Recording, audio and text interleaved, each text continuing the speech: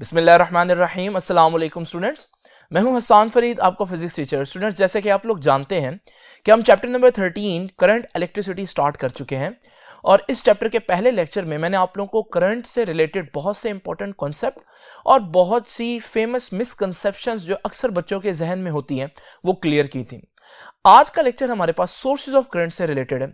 ये sources of current क्या होते हैं और इनकी जरूरत क्यों है, ये हम जानेंगे आज के लेक्चर में। तो आइए स्टूडेंट्स, स्टार्ट करते हैं आज का लेक्चर।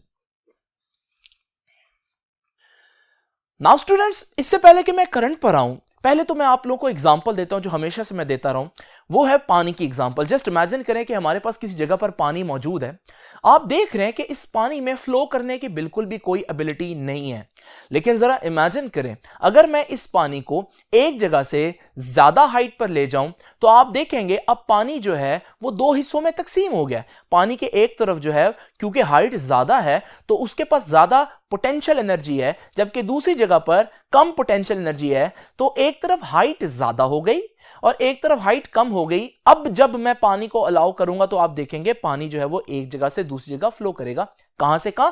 High to low. और कब तक? जब तक के दोबारा से पानी की सतह फिर से बराबर ना आ जाए। यानी कि पानी कब फ्लो करता है? जब उसके गिर्द एनर्जी का डिफरेंस हो। और कब तक फ्लो करेगा? जब तक वो एनर्जी का डिफरेंस कायम रहेगा। तो स्टूडेंट्स, अगर मैं ये काम मुसलसल करना चाहूं तो फिर मुझे क्या करना पड़ेगा? मुझे यहां पर एक मोटर लगानी पड़ेगी जो कि पानी को मुसलसल हाई एंड पर भी भेजती रहे ताकि पानी का फ्लो फिर से चलता रहे। ये जो मोटर है ना, यूं समझ लें जैसे ये पानी के फ्लो की वजह बन रही है। यानी पानी के फ्लो को अगर आप मुसलसल चाहते हैं तो मोटर के बगैर आप ऐसा नहीं कर सकते। मैं ये नहीं कह रहा कि मोटर पानी दे रही है, पानी तो वैसे ही बाहर मौजूद है। मोटर पानी को एनर्जी दे रही है, एक जगह से दूसरी जगह लेकर जा रही है जहां ज्यादा एनर्जी है ताकि वो फिर से फ्लो कर सके। तो स्टूडेंट्स, ये एग्जांपल अगर आपको समझ में आती है तो करंट को समझना बिल्कुल भी आपके लिए मुश्किल नहीं है। आप लोग जानते हैं कि हमारे पास वायर्स के अंदर जो है वो चार्जेस हमेशा से मौजूद होते हैं, लेकिन आप देखेंगे कि ये चार्जेस भी बिल्कुल ऐसे ही फ्लो नहीं करेंगे जैसे स्टार्ट में मैंने आपको बताया पानी फ्लो नहीं करेगा जब उसके दोनों तरफ एनर्जी सेम होगी। लेकिन अगर मैं किसी प्रोसेस से इस वायर के एक तरफ एनर्जी ज्यादा कर दूं, दूसरी तरफ एनर्जी कम कर दूं, तो अब फिर से हमारे पास ये जो वायर्स में चार्जेस हैं ये मूव करना शुरू कर देंगे, फ्लो करना शुरू कर देंगे। और मैं कहूंगा अब ये चार्जेस क्योंकि फ्लो कर रहे हैं तो वायर के अंदर करंट आ गया। लेकिन स्टूडेंट्स, जिस तरह से पानी में ऐसा करने के लिए मोटर चाहिए थी, तो वायर में ऐसा करने के लिए हमें कोई ना कोई मोटर जैसी चीज चाहिए होगी जो हमारे पास चार्जेस को फ्लो में रखे मुसलसल। स्टूडेंट्स, ऐसी चीज जो हमारे पास चार्जेस को मुसलसल फ्लो में रखे उसे हम बोलते हैं सोर्स ऑफ करंट। तो इसका मतलब सोर्स ऑफ करंट क्या है? इसकी मिसाल बिल्कुल ऐसे ही है जैसे पानी के केस में मोटर की एग्जांपल है। अगर आप चाहते हैं पानी के केस में पानी मुसलसल फ्लो करता रहे तो पानी को आपको लो एंड से या लो एनर्जी एंड से हाई एनर्जी एंड पर भेजने के लिए एक मोटर चाहिए। बिल्कुल इसी तरह से अगर आप चाहते हैं चार्जेस मुसलसल मूव करते रहें तो आपको चार्जेस को लो पोटेंशियल से हाई पोटेंशियल पर भेजने के लिए कोई सोर्स चाहिए। और वो सोर्स क्या करेगा? वो अपनी एनर्जी देकर आपको करंट प्रोवाइड करेगा। यहां से हम सोर्सेज ऑफ करंट की डेफिनेशन कर सकते हैं कि what are sources of current, कि what they do, they convert non electrical energy. देखिए, उनके पास करंट तो नहीं है, उनके पास सोर्स के पास जो भी एनर्जी है वो बहरहाल करंट नहीं है, वो नॉन इलेक्ट्रिकल एनर्जी है। लेकिन जब आप सोर्स को अटैच करते हैं तो आपको करंट मिलता है। इसका मतलब वो अपनी नॉन इलेक्ट्रिकल एनर्जी से आपको इलेक्ट्रिकल एनर्जी प्रोवाइड करे। तो दे convert non electrical energy into electrical energy. ये नॉन इलेक्ट्रिकल एनर्जी से इलेक्ट्रिकल एनर्जी आपको देते हैं। तो स्टूडेंट्स, ये तो था हमारे पास सोर्सेज ऑफ करंट का तारुफ। तो आप कह सकते हैं सोर्सेज क्या देते हैं? सोर्सेज जो है वो एनर्जी देते हैं, या फिर हम ये कह सकते हैं सोर्सेज जो है वो पोटेंशियल डिफरेंस प्रोवाइड करते हैं। मैं पोटेंशियल डिफरेंस का ज्यादा यूज इस वजह से नहीं कर सकता क्योंकि अभी तक हम लोगों ने पोटेंशियल डिफरेंस को डिटेल में नहीं देखा, जिसको हम ओहम्स लॉ में देखेंगे। इसलिए यहां पर मैं पोटेंशियल की बजाय बार बार एनर्जी बोलूंगा। हालांकि इलेक्ट्रिसिटी के अंदर ज्यादा अप्रोप्रिएट, ज्यादा मुनासिब, ज्यादा एक्यूरेट वर्ड जो है करंट के लिए वो पोटेंशियल डिफरेंस है। तो आप लोग इस बात को याद रखिएगा कि मैं पोटेंशियल डिफरेंस का वर्ड क्यों नहीं यूज करा, एनर्जी का वर्ड क्यों यूज कर रहा हूं, क्योंकि एनर्जी को आप पहले से बहुत अच्छी तरह से जानते हैं। तो स्टूडेंट्स, अब ये सोर्सेज ऑफ करंट जिनकी वजह से करंट जो है वो मुसलसल फ्लो में रहेगा, चार्जेस फ्लो में रहेंगे, ये सोर्सेज कितने किस्म के हो सकते हैं। नाउ स्टूडेंट्स जरा तवज्जो कीजिएगा, इसमें सबसे फेमस, सबसे ज्यादा जिसे आप लोग जानते हैं वो है सेल। तो आप लोग जानते हैं कि अगर हम किसी सर्किट के दरमियान एक सेल भी अटैच कर दें तो सेल की वजह से उस सर्किट में एक करंट बहना शुरू हो जाता है। आप इसको स्टूडेंट्स कुछ इस तरह से इमेजिन कर सकते हैं जैसे सेल जो है वो एक एनर्जी का डिफरेंस कुछ इस तरह से क्रिएट कर देता है, और जब ये एनर्जी का डिफरेंस इस तरह से क्रिएट करेगा तो जब हमारे पास चार्जेस सेल में एंटर होंगे तो वो नेगेटिव पोटेंशियल पर एंटर हो रहे हैं।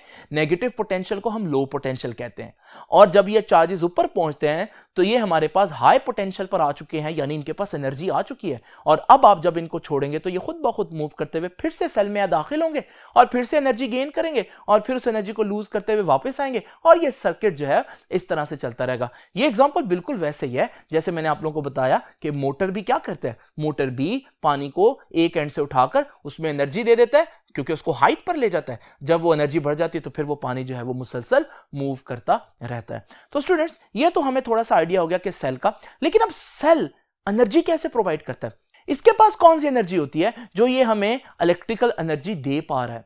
स्टूडेंट्स, अगर आपने कभी किसी सेल को खोला तो आप देखेंगे उस सेल के अंदर आपको केमिकल्स नजर आएंगे, यानी कि सेल बेसिकली क्या करता है, अपनी केमिकल एनर्जी से इलेक्ट्रिकल एनर्जी देता है। तो स्टूडेंट्स याद रखिएगा, सेल्स के केस में ये क्या करते हैं जी, दे कन्वर्ट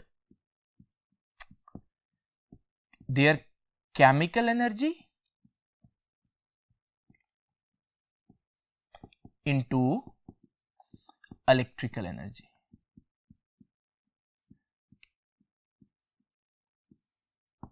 तो स्टूडेंट्स, ये तो हो गया थोड़ा सा तारुफ हमारे पास सेल्स का। सेल या बैटरी दो किस्म की हो सकती हैं, प्राइमरी और सेकेंडरी। आपकी बुक ने भी ये वर्ड यूज किया है, इनमें मैं डिटेल में नहीं जाऊंगा, सिर्फ याद रखिएगा प्राइमरी और सेकेंडरी में फर्क किस चीज का है कि कुछ रिचार्जेबल सेल्स होते हैं और कुछ जो है वो नॉन रिचार्जेबल सेल्स होते हैं, एक दफा यूज होते हैं उसके बाद दोबारा यूज नहीं हो सकते। स्टूडेंट्स, क्या मेरे पास कोई और ऐसी चीज है सेल के अलावा जिसको मैं अगर वायर इसके साथ कनेक्ट करूं तो वायर में दोबारा से करंट प्रोड्यूस हो जाए? तो आप लोगों ने देखा होगा स्टूडेंट्स, आपके घर में लगा जनरेटर जब ऑन होता है तो वो पूरे घर को करंट सप्लाई करता है। इसका मतलब जनरेटर भी एक ऐसी चीज है जिसमें हमारे पास करंट मिल रहा है, लेकिन जनरेटर ये करंट कैसे दे रहा है, ये भी बहुत सोचने वाली बात है। अगर हम जनरेटर के अंदर देखें तो हमें जनरेटर के कॉइल्स वगैरह बड़ी तेजी से मूव करते हुए नजर आएंगे, और ये जो मूवमेंट है, इस मूवमेंट को तो हम कहते हैं फिजिक्स में मैकेनिकल एनर्जी। इसका मतलब जनरेटर जो है वो रोटेट करके आपको करंट प्रोवाइड करता है, यानी अपनी मैकेनिकल एनर्जी से इलेक्ट्रिकल एनर्जी प्रोवाइड करता है। तो स्टूडेंट्स याद रखिएगा, जनरेटर के केस में आप लोगों ने याद रखना है कि what generator do, they convert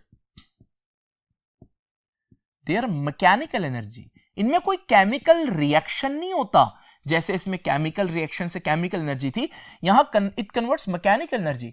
generator जब घूमता है तो आपको इलेक्ट्रिकल एनर्जी प्रोवाइड करता है, तो they convert mechanical energy into electrical energy. लेकिन स्टूडेंट्स, अब इसके पास अगर मैकेनिकल एनर्जी है, इसके पास अगर मोशन है, तो वो मोशन कहां से आएगी? स्टूडेंट्स, अब इसके बड़े तरीके। आपके घर में जो जनरेटर है स्टूडेंट्स, अगर आप उसको देखें तो उस जनरेटर में डेफिनेटली कॉइल मूव कर रहा है, तो वो मैकेनिकल एनर्जी तो आ रही है, लेकिन कहां से आ रही है? आप इस जनरेटर के अंदर या तो पेट्रोल डालेंगे या डीजल डालेंगे या सुई गैस डालेंगे, कोई ऐसी चीज होगी जो इसको एनर्जी प्रोवाइड करेगी और ये घूमेगा और आपको करंट देगा।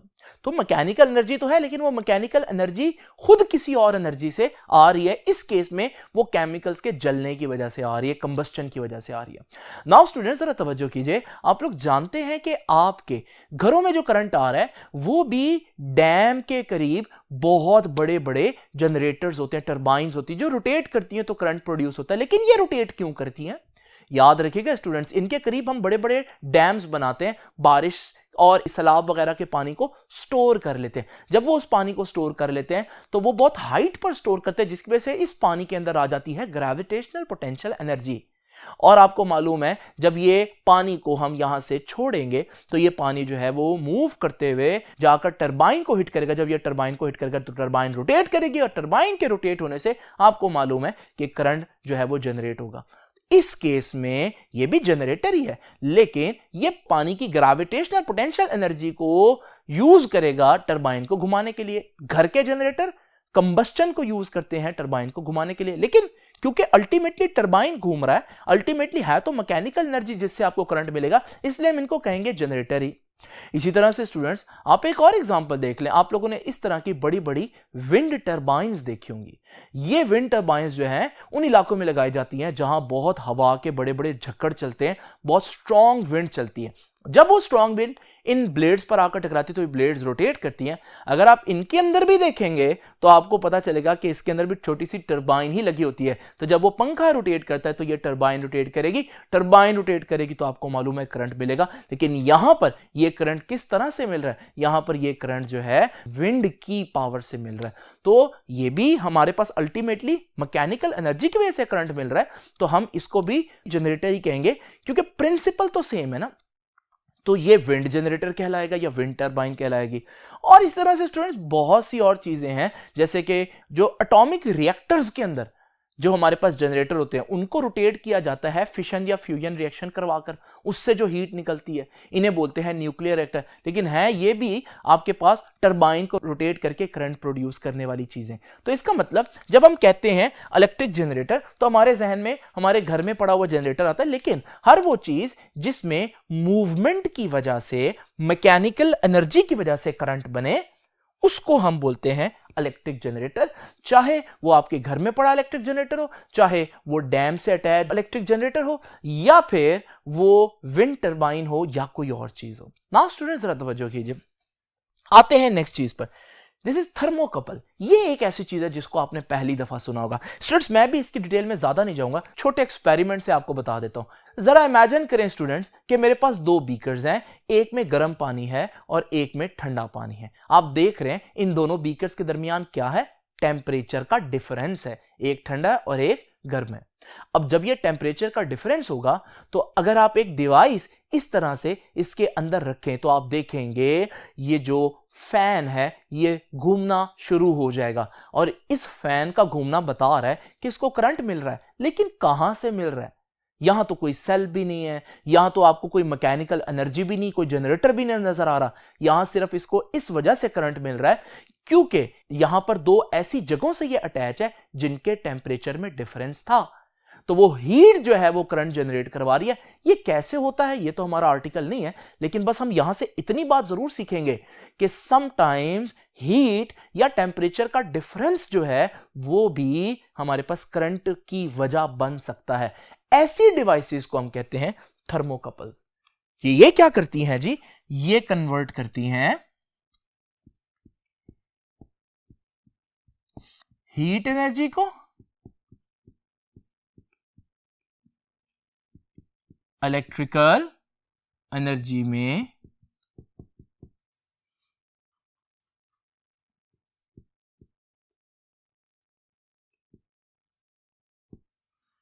तो ये हीट एनर्जी को इलेक्ट्रिकल एनर्जी में कन्वर्ट करती है। नाउ स्टूडेंट्स आखिरी चीज जो कि थर्मोकपल्स की तरह नहीं है जो आप लोगों ने पहली दफा सुनी हो, बल्कि ये है सोलर सेल्स। सोलर सेल्स को आप लोग बहुत अच्छी तरह से जानते हैं। आप लोगों ने स्टूडेंट्स देखा होगा कि सम टाइम कुछ लोगों के घरों की छत पर इस तरह के बड़े बड़े सोलर पैनल्स लगे होते हैं। ये सोलर पैनल्स क्या कर रहे होते हैं? ये सूरज से आने वाली रोशनी से करंट बना रहे होते हैं, और ये सोलर पैनल्स अगर आपने किसी की छत पर देखे ना हो तो फिर भी आपने कैलकुलेटर के ऊपर ये सोलर पैनल जरूर देखे होंगे। ये ऐसे कैलकुलेटर्स जो हैं वो इवन बैटरी के बगैर भी काम कर सकते हैं अगर वो सोलर एनर्जी उनको मिल रही हो। तो इसका मतलब सोलर एनर्जी या सोलर सेल्स या सोलर पैनल्स क्या होते हैं, वो ऐसी डिवाइसेस होती हैं जो सनलाइट से डायरेक्ट करंट बनाती हैं।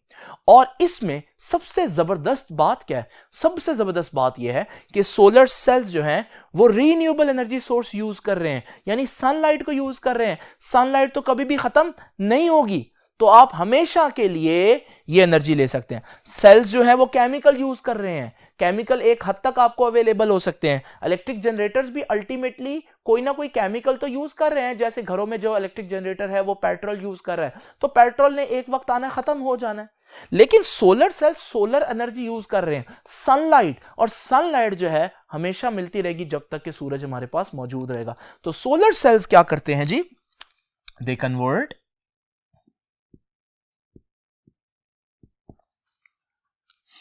sunlight into electrical energy।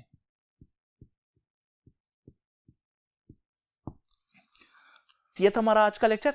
आपसे अब इंशाल्लाह मुलाकात होगी नेक्स्ट लेक्चर में, तब तक के लिए अल्लाह हाफिज।